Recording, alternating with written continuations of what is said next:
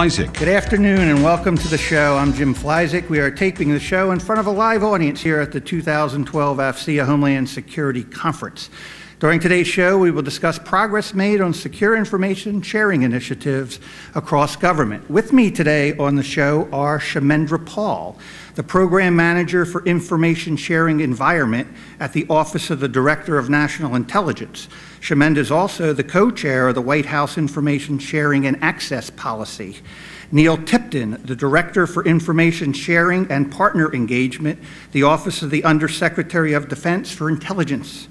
Elaine Cummins, the Chief Information Sharing Officer at the Federal Bureau of Investigation, and Justin Murphy, the Senior Law Enforcement Advisor and Special Assistant to the CIO at the Department of Justice. Let's get into the show and start talking about where we see progress being made. This issue's been around since the early days of Connect the Dots and the early days right after 9/11. But let's go to each of our panelists. Let's talk a little bit about some of the key progress you see being made in your respective area over, let's say, the last year or so. Let's start with Kshemendra Paul. Kshemendra, how about over DNI? What's some of the areas you're seeing progress being made? That's great. Thanks, Jim, and I'm really pleased to be here. Our mission has three components. Number one, advance responsible information sharing around terrorism, homeland security, and WMD. Two, do so through integration of information sharing best practices codified through standards, guidelines, architecture, and policy. And three, do our part to advance classified information sharing and safeguarding. Now, in terms of progress over the last year, two things I want to highlight. Number one, the tremendous progress that our mission partners have made at DOJ, FBI, and DHS around the nationwide suspicious activity reporting initiative. 200,000 frontline officers across this country are trained. SAR is active, NSI is active. Infusion centers that represent about 93% of the U.S. population. We're on track to get to about 400,000 trained officers this year. And we just recently rolled out the hometown training for fire, EMS, courts, corrections, and others. The second thing I wanted to highlight is continued expansion and maturation with our data standards framework, the National Information Exchange Model. It's being adopted by Canada. Mexico is piloting it. 18 cabinet agencies across our state and local partners. NACIO has endorsed it. So there's a lot of progress on interoperability data standards. Thanks, Kshemendra. We'll begin drilling down on those things as we go through the show here. Let's switch over to Elaine Cummins over FBI. Elaine, can you share with us some of the areas where you see progress being made in sharing information? Absolutely. I'm glad to do that. I also had as number one the suspicious activity reporting SARS initiative that Kshemendra mentioned. So I will just chime in and say, yes, we at FBI and DOJ are very proud of that as well. Within the FBI this year, we started a pilot that would enhance our insider threat program and our data protection efforts. We're looking at cross-domain solutions, which of course are key, but also removable media. In many agencies, or some agencies have just sort of shut down removable media. That wasn't an option for us. Even with a good cross-domain solution, we still need that ability. And so we have included in our pilot a program to better audit and manage that activity. And we've completed phase one, and it's looking very good. So we're excited about that. And just on a smaller scale, but I think significant, is that we, the FBI this year, posted 900 intelligence products on Leo. Wow! This is a big success for us, and we're very proud of that. In addition, the FBI has for many years had an online training system, virtual academy, where we do all our online training. And it's done at the secret level, but many of those courses are unclassified. And so this year we've made hundreds of unclassified actual FBI training modules available on the unclassified system. You can, I think, just Google FBI Virtual Academy and you can apply. I think your boss, somebody has to verify you are who you say you are. And so we're really happy to make all that training available. And also a key for us in the policy world is that in 2011 we published a policy that describes how to share unclassified but law enforcement sensitive information. It's, how can we share that with our non-law enforcement partners, both domestic and international. So we're very proud of that as well. Yeah, great. And Elaine, we're going to come back to that at some point in the show. I want to come back and talk about how the government's sharing information with non-government entities in the private sector and so forth. So good key up there, keying that one up. And Neill Tipton over at DOD. Can you tell us a little, Neill, about some of the progress you've seen the last year in the world of the DOD in working these issues? Sure, Jim, thank you. First, obviously, I'm going to bring a little bit of a different perspective than Elaine or Kshemendra do to this discussion. A couple of things I'd like to highlight, though. First was a recognition within USDI that we needed to increase our focus on information sharing, specifically intelligence information sharing. This came about as a result of some lessons learned we got from enabling support to operations in Afghanistan. The approach we took there was a conscious decision to align our oversight of process, policy, technologies, architectures into a single organization to ensure that we aligned the technology pieces with the policy pieces that actually allowed you to share information. So we did that a little over a year ago by realigning within USDI, no new people, there was no additives there, but realigning people within USDI to focus on intelligence information sharing, which is where I came into this picture about a year and a half ago. So that was, I think, huge progress in terms of placing additional organizational emphasis on working intel information sharing. A couple of other things I'd highlight is one, a recognition that governance is key to this, and we've spent a lot of time and energy over the last year or so increasing our outreach and our interaction with both the IC CIO and the DNI community and with the DOD CIO in that community. Defense intelligence is a little bit different because we have to operate in both those worlds. Obviously, we're a subset of the larger DOD and have to comply with what the DOD tells us to do and the approach that the larger department says to take in terms of information sharing. At the same time, though, we're very interdependent on support from the intelligence community and how we do operations and how we operate. And so we have to live in that world also.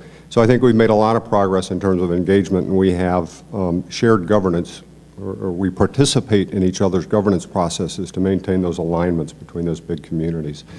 And then finally, though, I'm not DOD CIO and I'm not Rob Carey, I'll mention a couple of things that I know he would bring up had he been able to be here today, which is the department has made great strides in pushing the migration from need to know to need to share to now to responsibility or to share responsibly. And what we're doing in that respect is really ensuring that we know who's accessing what, when, and for what purposes. That's a major undertaking, but we've already begun down the road of aggressively implementing strong user authentication within our networks, and which leads you to the ability to control what they have access, what any specific person has access to, which at the same time helps me or helps us improve our information sharing capabilities. Yeah, well said. And I know from the other shows we've done on things like identity management, how close the issue of identity management and information sharing, just how coupled they are. You can really open up the world of information sharing if you can deal with the trust issue and the positive identification first. Justin Murphy over at DOJ. I know Justice has quite a few different efforts going on. Could Justin give us some highlights of the progress that you've seen over the last year or so? Sure, Jim, and it's always a pleasure to be here at AFCEA as well. The department has continued its role in the law, especially in the law enforcement information sharing arena, as being a leader and trying to ensure that we get the most positive bang out of our investment dollars as we're moving forward. During the last year, you've all heard me talk about the National Data Exchange, which is the actual implementation of the law enforcement information sharing program for the Department of Justice. And that has the connectivity out to all the state, local, tribal, as well as our federal partners. Well, the FBI CJIS division rolled out the final increment of that program this past year, has it up and operational, plus we've had major involvement from the community in and of itself. So in the area of law enforcement, it now has participation from over 4,500 agencies representing roughly 50% of the United States population as far as case incident information, over 135 million records with over 45,000 active participants doing on-duty actual searches against that information on a daily basis. In addition to that, as Elaine alluded to, the Advisory Policy Board of the FBI, along with the Director's approval of the FBI, has pushed forward with the concept of allowing use of that information across the full system life cycle. So not just traditional law enforcement, but courts, probation and parole, those type of areas as well. Very, very important that everyone has access to the right information at the right time.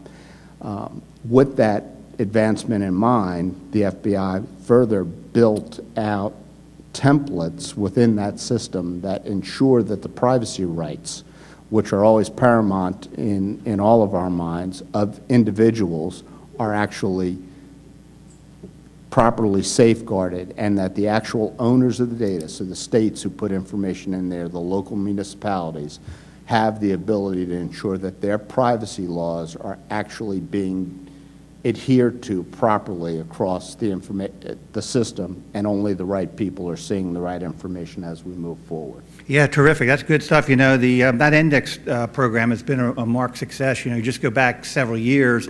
I know back to my days in law enforcement, you know, where you could be make a stop in a local county or local community, and the only checks that were done were local checks there, so you could have somebody who was a very, very dangerous criminal and not realize you made that stop. With programs such as Index, that issue has been fixed, and now we're able to do an awful lot more than we have in the past. And I'm glad you brought up that privacy issue. I know whenever we talk about any of these programs, you got to get privacy always has to be on the forefront, and something that needs to be addressed up front in order to keep the program moving. Kshemendra, you had a comment?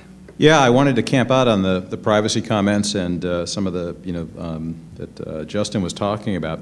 You know, as we talked about the Nationwide Suspicious Activity Reporting Initiative, it's anchored on the National Network of Fusion Centers. Another accomplishment, really important over the last year, is that every one of the fusion centers nationally now has a privacy policy as comprehensive as the President's privacy guidelines. So it's critical to the, the infrastructure we have, the policy infrastructure and its implementation, to make sure that we're protecting privacy, civil liberties, and civil rights as we're sharing information, whether it's law enforcement information with indexes Justin was talking about, or the suspicious activity reporting type information. Big commitment, a lot of progress. It's a good news story. Yeah, thanks, Kshemendra, for that clarification. And it's kind of like the Paul family day here at AFCEA. We had Kshemendra's cousin Bajinder this morning on the GSA panel talking cloud and shared services. So. Yeah, don't tell anybody, but I'm the better looking cousin. Now, why do I think Bajinder said the same thing this morning when we were there? But anyway, but thanks. Let's switch over and talk a little bit now. We talk about what you've been accomplishing, but let's talk about priorities that are on your plate now for the next, for the foreseeable short-term future here. What are some of the things that are really important for you to get done over, say, like the next couple of years? Let's start this time with Elaine Cummins over at FBI. Elaine, what do you see as some of your key priorities moving forward now? We're obviously very interested in finalizing our pilot that I explained to you before. There's some finalizing minor IT and policy issues with the SARS initiative. We want to get that done and should have it done in the next few months.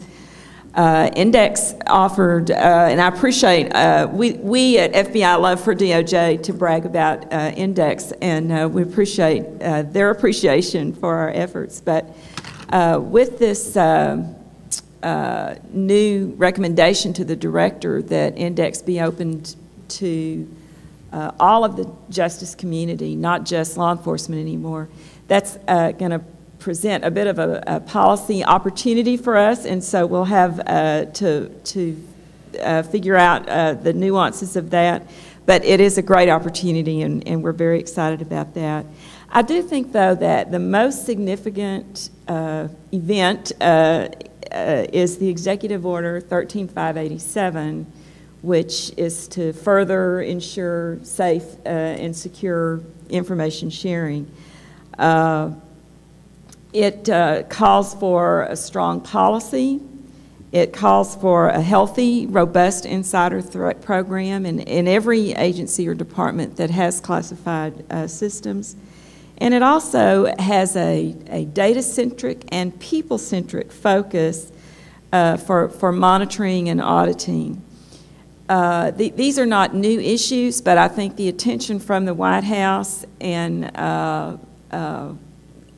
has really given it a new visibility. It's going to be very significant for several years to come, I think, for those of us who work in the information sharing world. And full implementation of that is a priority for me personally, for the FBI, and I think really for all of the U.S. government. Great. We'll look forward to following progress along as you make some of your milestones in that program. How about Justin Murphy? Justin, how about priorities from your perspective? What are you looking at over the next couple of years that you think are critical to get done in this space?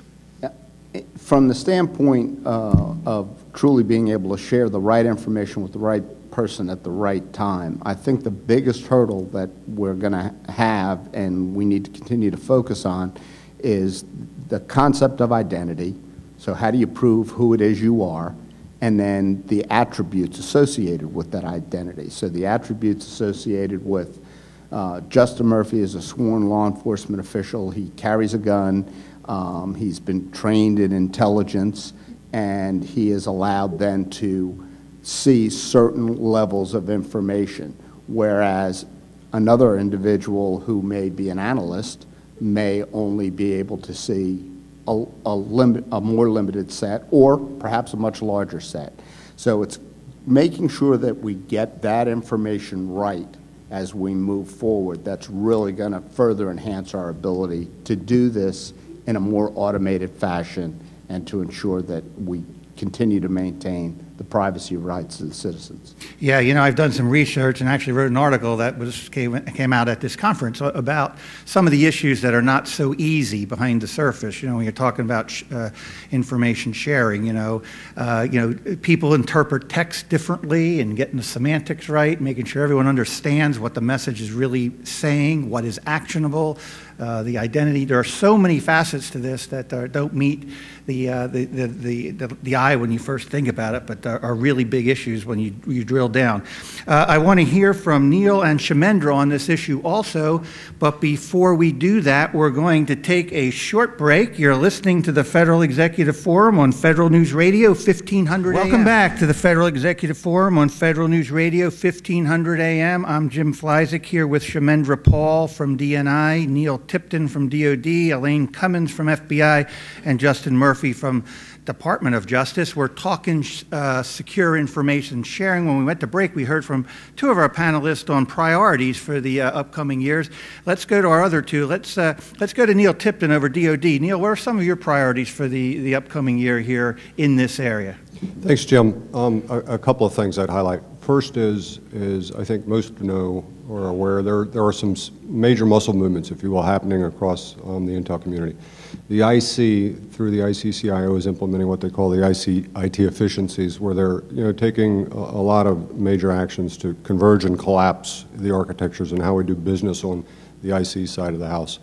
The department, DOD, is also beginning to go to do the analysis in terms of how does the DOD begin to implement a similar approach where we converge and collapse networks and get away from having lots of architectures to single architectures or a single architecture.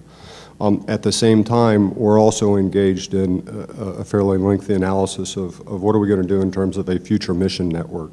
So this draws from the analysis or the lessons learned from Afghanistan, where we have a coalition of, I think today it's 49 nations operating in a coalition environment on a coalition network, and that's how we're doing business. So the question we have to ask ourselves is, how are we going to do that in the future for the next contingency that involves coalition operations?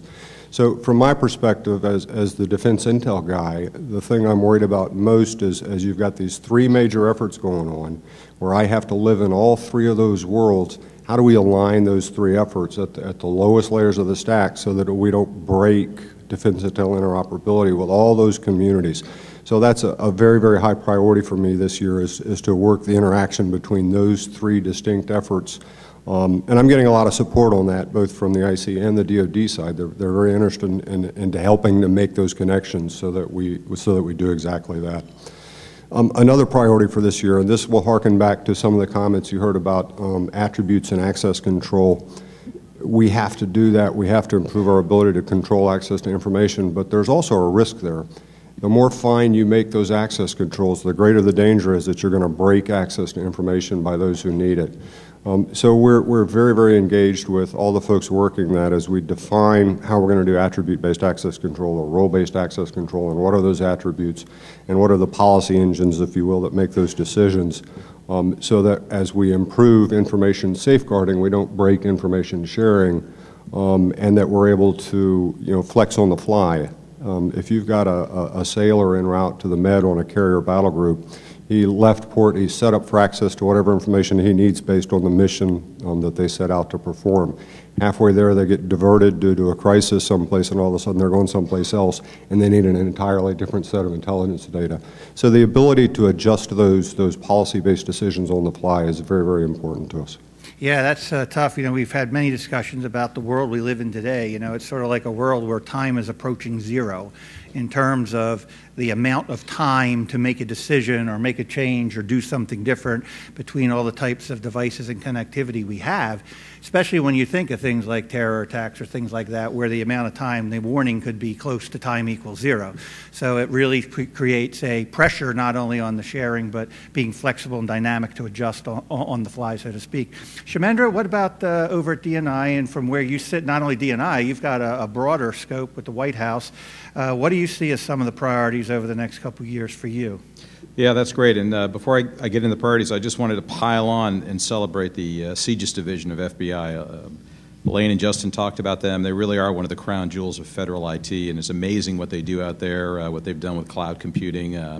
Their reach and like that. It's really something to study. Yeah, you're right. It's come up a couple times here. In fact, we've had discussions about the things they do in the biometrics world and identity management world and so forth also. But thanks, Kshemendra. And priorities? Priorities. 3 priorities I want to highlight. One is standards-based procurement. 2 is an initiative around transforming the business model for information sharing with the state and local partners. And then the 3rd is something that you've heard Elaine and Neill talk about, furthering how we share and safeguard together classified information. So on standards-based procurement, I talked about how our standards framework that we champion, the National Information Exchange Model, is at the heart of it, but it's broader than that, how that's been maturing with the agency's functional standards, policy standards, data standards.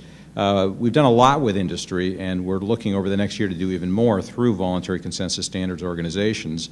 And we've also partnered with the GSA and OMB, and we're developing some recommendations around how do we better leverage standards in the procurement process. So this is both federal procurement as well as grants. So excited about that. That has, I think, some transformative power, and yeah, I think that's a big thing. Second priority I want to highlight is this idea of transforming the state and local public safety, law enforcement business model for information sharing.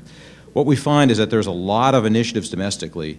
For example, we have fusion centers that I've talked about previously, but also HIDAs, high-intensity drug trafficking area information sharing nodes, RISNet nodes, FBI FIGs and RIGs, a whole variety of different task forces out of DOJ and DHS with the state and locals. Individually, they all make sense, but when you look at it collectively, you have to ask the question, can we be more efficient? Can we look at strategies like consolidation, virtualization, shared services? And the answer is yes, yes, yes, and yes. So it's an exciting initiative that's got a bottom-up component to it.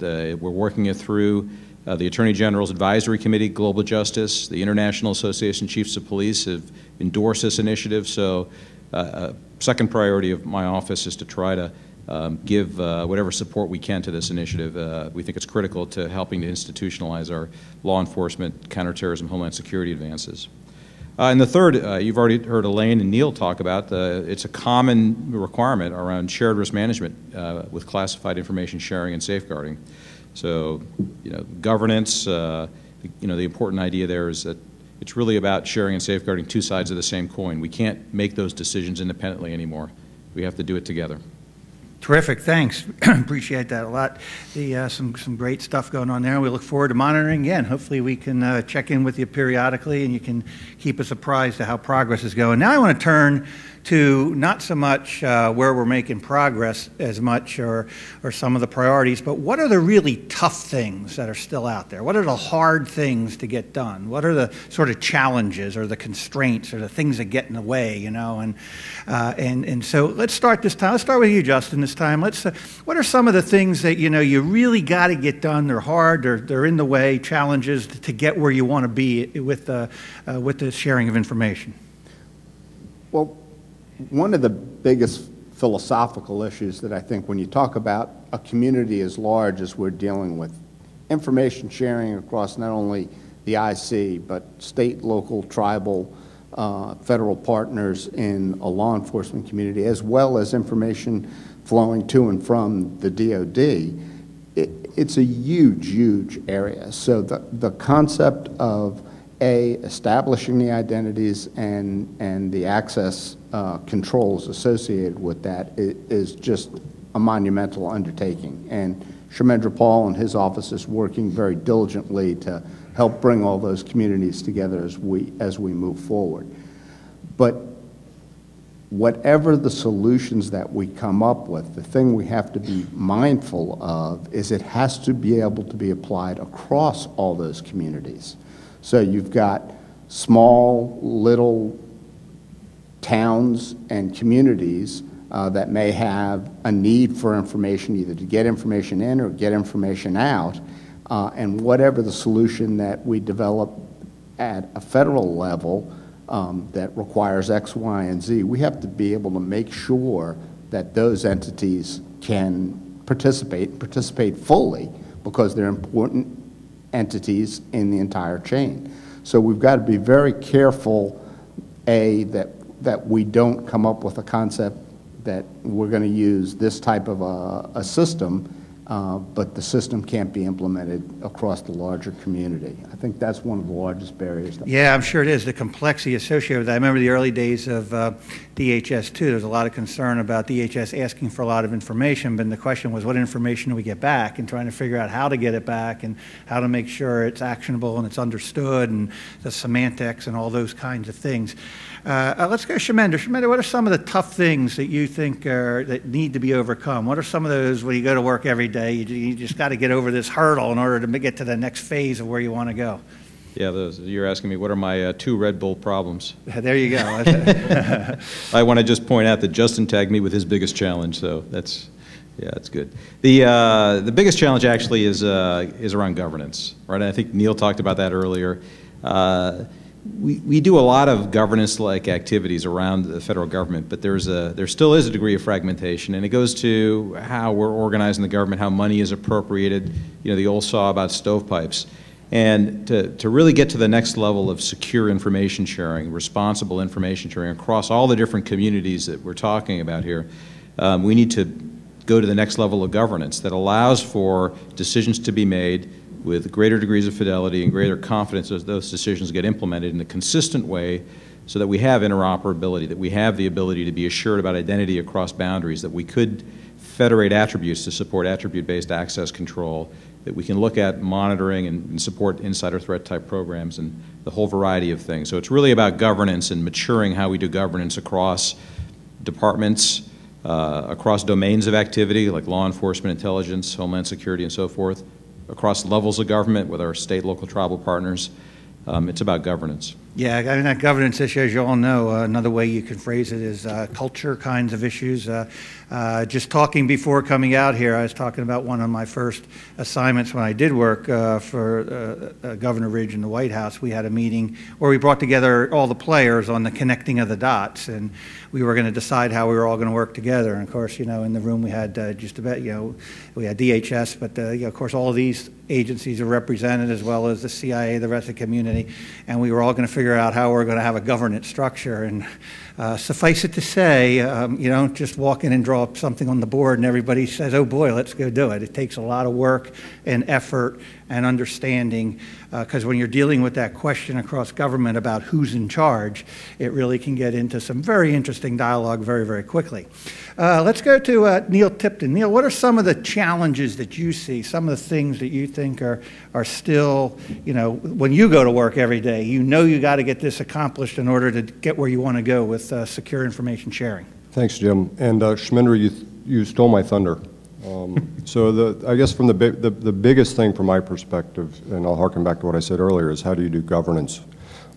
How do you, as we, you know, migrate into, you know, from a systems-based approach into an enterprise, and an enterprise of enterprises, the key to making that work is governance. You know, at the mission layer, you've got a guy out in, you know, pick your theater in Afghanistan doing his thing with his mission system. That's goodness, and he needs to have exactly what he needs to have. But the underlying infrastructure and the enterprise that supports that should be common, as common as we can possibly make it. And the way to do that is through strong governance. The challenges obviously are manyfold, and it goes back to just how we do business as a government. It starts with Congress appropriating dollars to a system or to a capability and to a program element. And then that flows down through the department and it's given to a service and they go out and execute a system and a program manager buys and builds something. So how do you, as we continue to nug away at that problem, you know, that is that governance piece of how do we align at the underlying infrastructure level, the enterprise level, all these different capabilities, so that we do have that seamless information sharing and interoperability between all the users of defense intelligence that are out there. Yeah, great points. Good points there. Kshemendra, you had a comment? Yeah, Neill and I have had this conversation many times about standards, right? There's so many of them to choose from, and you know, the part of the governance challenge going to the thing I talked about with standards-based procurement, all different parts of the government have different standards they look at, and getting to, you know, alignment and then interoperability across those standards really is how we make this real, whether they're business process standards, policy standards, or so forth. And then tying that to procurement, so when we work with industry, there's a consistency in what we're looking for and what industry knows what to expect. Yeah, we had a little discussion about standards earlier today, arguing about whether we have too many or too little. I mean, good news about having a lot, you got a lot to choose from. But then again, if you have too many, it's not a too many?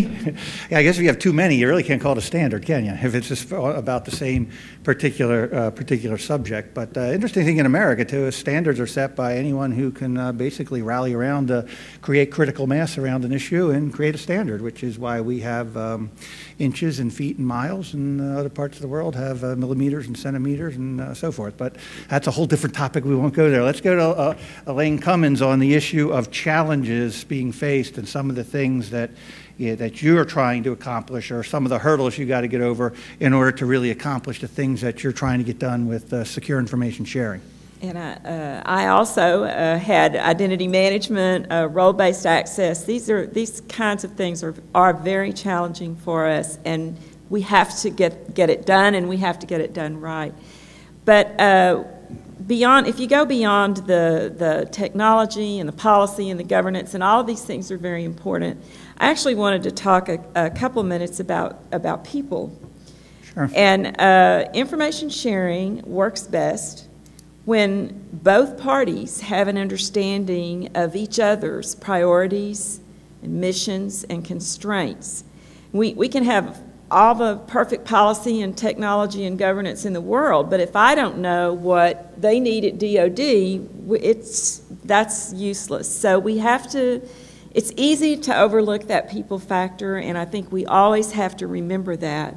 We've had a good success, certainly in the years since I've lived in this world, with many kinds of interagency arrangements, and we'll talk more about those later.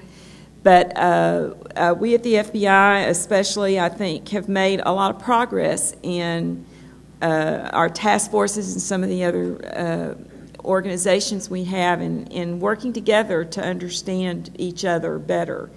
And I think that the progress we've made, and we've seen the value of that, and it's really whetted our appetite, and we want to do more. It's sort of a self-fulfilling thing, and it's vital. It's vital. Yeah, absolutely. Great. Well put, Elaine. Let's, you know, it's been brought up already, talking about sharing of information, not just within federal realm, but also we have state and local counterparts. We've got the private sector. We've got all kinds of challenges out there What are some of the strategies being used to share information with the private sector and in non-federal entities? Let's start this time. Let's start with Neill at DOD. I'm sure DOD needs to interact with entities outside the DOD and the federal government world. What are some of the strategies you have for working with them for sharing information?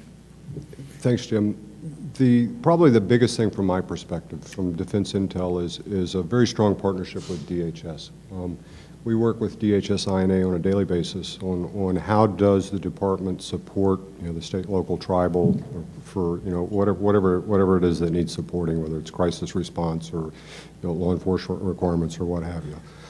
We actually have had a DHS integrity working within my organization for the last year or so. We've got a new guy coming in here pretty shortly, focused on increasing that interaction between us and DHS, expanding appropriately and with the proper reviews, access by DHS into DoD or Defense Intel resources on the SIPRNet, the department's secret environment. Working to provide DHS with access, and which then would flow down to the fusion centers, access to some of our tools and our training capabilities. So not doing that mission for them, but enabling them to leverage the resources and the expertise that we have within the department. So that would be kind of the big thing that we're working from that perspective. Yeah, pardon. It's good you brought up DHS. We did invite DHS to be a part of this panel too. The Speakers Bureau was unable to identify an individual for the session today, but nevertheless, we have just the key players here with us from the other agencies that are playing such a large lead role in this, and we're happy to do that. I want to hear from the other three panelists on this subject, but before we do that, we're going to take another short break. You're listening to the Federal Executive Forum on Federal News Radio, 1500 AM. Welcome back to the Federal Executive Forum on Federal News Radio, 1500 AM. I'm Jim Flyzik, here with Kshemendra Paul from the Office of the Director of National Intelligence, Neill Tipton from Department of Defense, Elaine Cummins from the FBI, and Justin Murphy from the Department of Justice.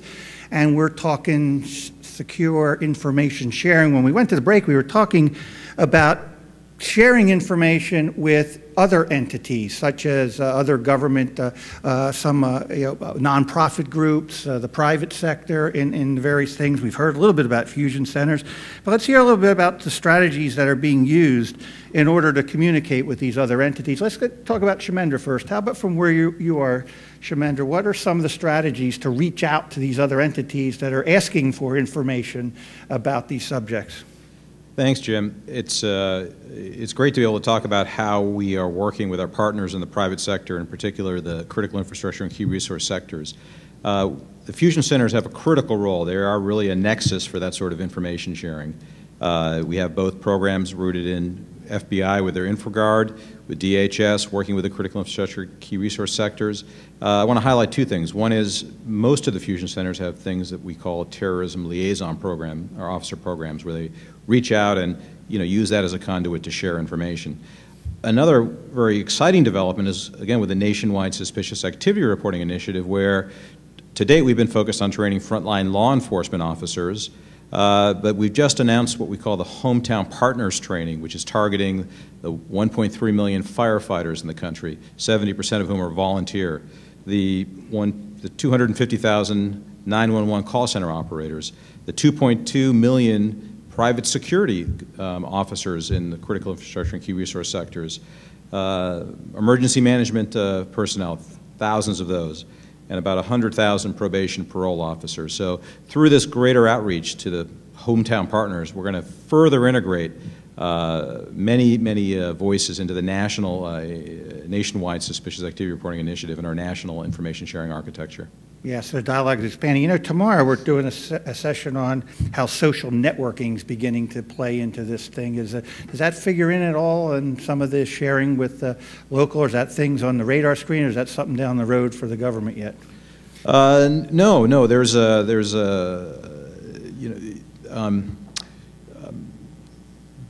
the different fusion centers and the different sectors. Taking advantage of different types of technologies? Yeah, it's taken advantage outside. Right? The way it works is that there's already an obligation for folks to be able to report crime, right? Whether you're in the, or see something, say something kind of program? Say something. So that's the critical part of our nationwide public awareness component. Secretary Napolitano has done tremendous work with if you see something, say something, and that's how we get that further engagement out to the American people to integrate them into this infrastructure. Yeah, be interesting to watch how some of those commercial information sharing sites begin to evolve over time, and perhaps security and things evolve with those, how they begin to come together with some of the more traditional approaches. Elaine Cummins, how about from your standpoint in the sharing of information with state, local, private sector entities and so forth? We always hear the story about how do you let the mall owner in California know that there's a threat or something like that. What are some of the ways, mechanisms you're looking at to share information with those type of entities? Just as often, we want the mall owner to tell us if something's going on in that mall. That mall manager is more likely to know about that than we are firsthand. I did want to assure everyone that where the private sector is in fusion centers, we definitely do interact with them. But we have a long history that goes way back before 9/11. There was a world before 9/11, and we have a long history of outreach in really every one of our program areas: our WMD, our cyber, our criminal. It's just a long list. I'm sure you've heard of InfraGard and even DSAC. We have outreach to academia as well. We have a broad reach to interact because, as I said, that mall owner is probably going to know about the crime before we are, and we rely on them. These efforts are all formalized. They're coordinated at the field office level. They're those operational divisions at the field office level have this outreach, and of course, the purpose of that is to build awareness, to build a partnership in these various mission areas. And we have talked at times and looked into trying to streamline and standardize those, but the kinds of information that are important are really different depending on the program. But what we have done is coordinate in the field office, and because we don't want InfraGard showing up at Walmart one day and DSAC shows up the next day at Walmart asking the same questions. We don't want that to happen. Yeah, right. So but that's done locally. And we've had good success with that, and we're very, very pleased with it. Yeah, I know. I remember in the early days of DHS working on the IT strategy, a big issue that was constantly pounded home was the fact that incidents start local. They don't start with the federal level. They start at the local level. So the first folks there will be the first responders in the local community, and they'll be the first ones that may have access to the information that does need to be shared. I think they're looking to the federal government for information foreshadowing things that might occur or potentially could occur sometime in the future. Justin, what do you think on this topic of sharing with the non-federal entities? Well, I think the Department of Justice, the PMISE, and the FBI have been in the forefront of sharing in this area, and we've been doing it. We were doing it long before 9/11. We've been doing it ever since the first days of NCIC and all the whiz-bang things you see on TV every day, where everyone expects there to be DNA at every crime scene. That's right. Expects us to be able to identify it within the first 25 seconds of a sample being. You don't have that. You don't have all that stuff that CSI has on TV. It doesn't quite work that quickly. Let's just put it that way. But we are ever expanding our reach. We talked earlier about the Bureau's efforts at expanding beyond the traditional law enforcement to the full criminal justice life cycle. That's also been endorsed by the global entity, which is a FACA to the Attorney General as well. And we will continue to work with our partners at DHS to ensure that the right information is getting out to private sector entities.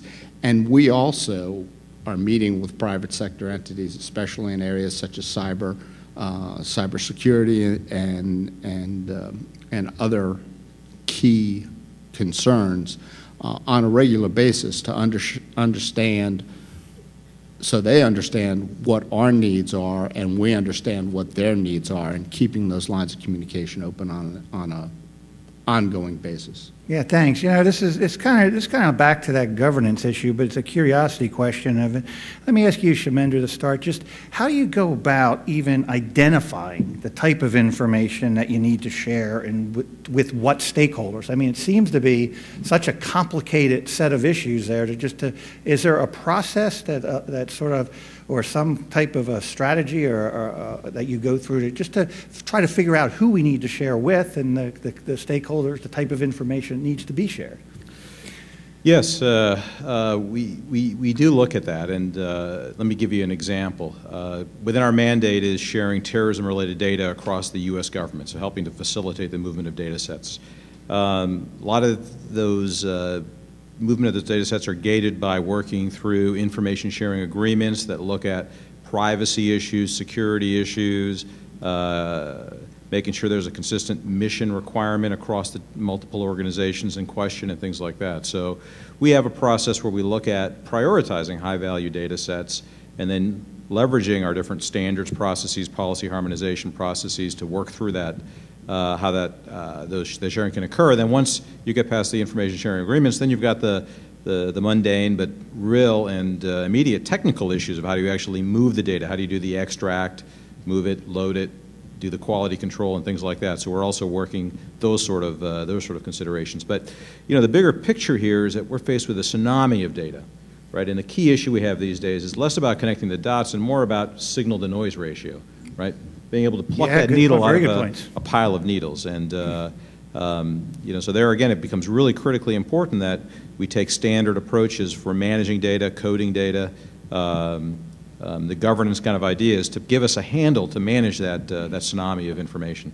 Yeah, that's in fact that's been another hot topic these days. You know, the big data issue. And when you look at some of the graphs and charts that show the data growth over the last year. I mean, I guess we all thought the internet started this massive curve in data growth, and now with everything going visual and video streaming and so forth, the growth is just absolutely phenomenal with big data. So it's when you're trying to find that needle in the haystack, all of a sudden that haystack is getting bigger and bigger and bigger and bigger and bigger. So it's going to take better tools and intelligence and standards, as you mentioned, in order to sift your way through there, in order to find that nugget that needs to be found that could be the key piece to solving a big issue. I want to shift topics a little bit. We're down to about 10 minutes left in the show, and I really want to talk a little bit about the vision for the future. I think we like to talk about where this is all going, what's this all going to look like in the future, sort of like put on your Kreskin hat or open up your crystal ball here and try to predict what the world will look like down the road here.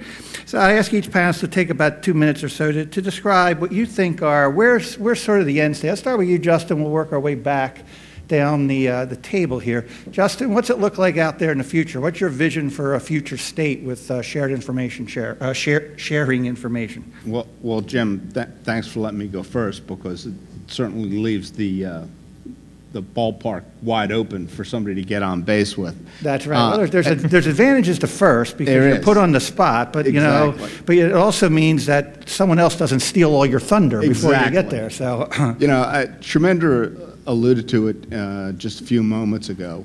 One of the biggest issues that I think we're going to face is the ability to ensure that we're pushing data in the future.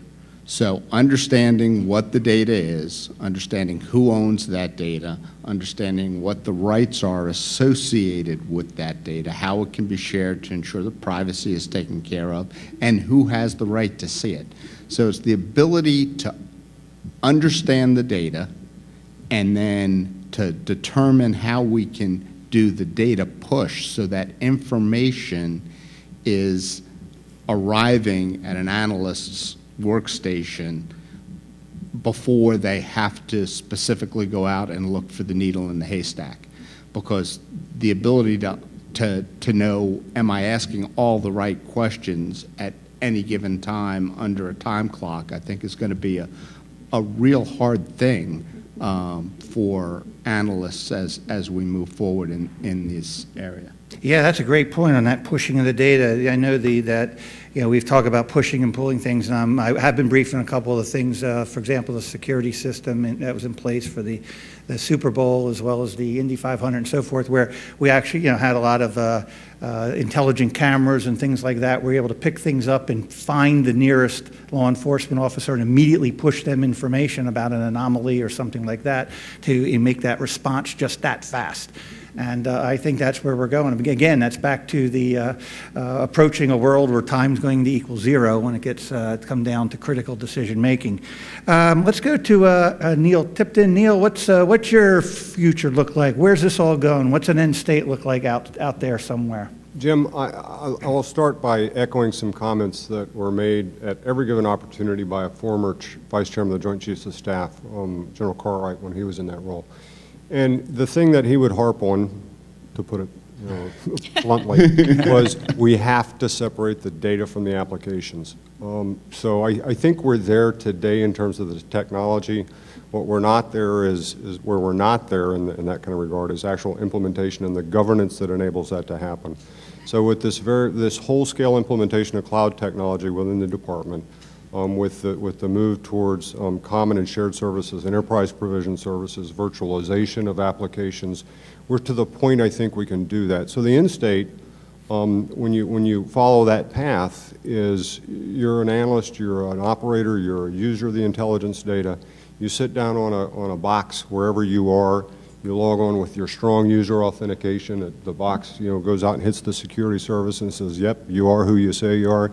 Here's your applications and here's your data." And it doesn't matter where you are in the world. And you also have at least some set of that capability available on mobile devices, which is something that Terry Takai talked about fairly recently, that we have to be able to provide those kind of capabilities.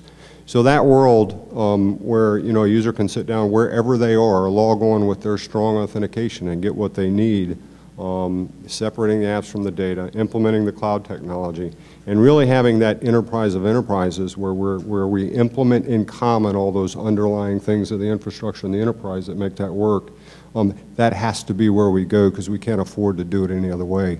From an information sharing perspective, from a secure the information perspective, and from a fiscal perspective. Terrific. Well said. Well done. That separation of data and apps, I think, is a very powerful statement there. It's kind of like in the identity world where we said separate the authentication from the privilege, and you can deal with the privacy issues and things like that through opt-in programs, and that made those programs go a lot smoother.